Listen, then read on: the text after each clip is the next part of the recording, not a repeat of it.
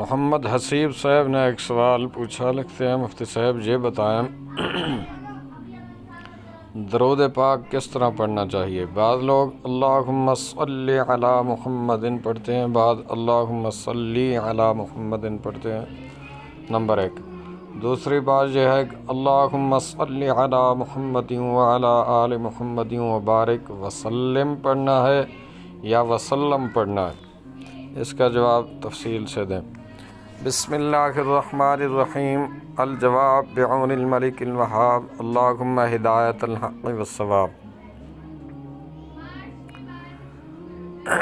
درود پاک میں جو اصل الفاظ ہیں وہ یہ ہیں اللہم صلی علی، یعنی صلی لام کے نیچے زیر ہے۔ بعض درود پاک جو لکھنے میں ان کے ساتھ یا بھی لکھا ہوتا ہے، سادہ لوگ اسے صلی سمجھتے ہیں، حالانکہ وہ یا صرف لکھنے میں آتا ہے، پڑھنے میں نہیں آتا۔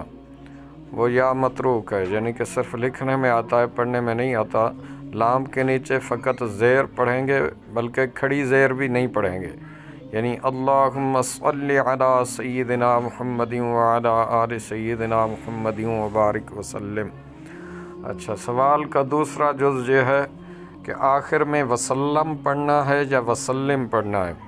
یاد رکھیں کہ جو درود پاک لفظ اللہم سے شروع ہوتے ہیں، اللہم صلی سے شروع ہوتے ہیں، ان درود پاک کے آخر میں ہمیشہ وسلم پڑھنا ہے۔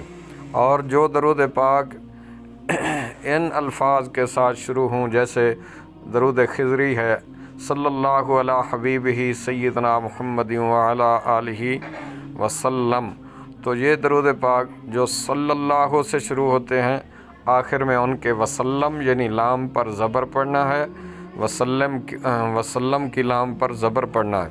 اور جو درود پاک اللہم صلی سے شروع ہوں، جہاں بھی ان کی ابتدا میں اللہم صلی آئے تو اس کے آخر میں وسلم پڑھنا ہے۔ اور جو صلی اللہ کے لفظ سے شروع ہو، اس کے آخر میں وسلم پڑھنا ہے۔ واللہ اعلم عز وجل ورسولہ عالم، صلی اللہ علیہ وآلہ وسلم۔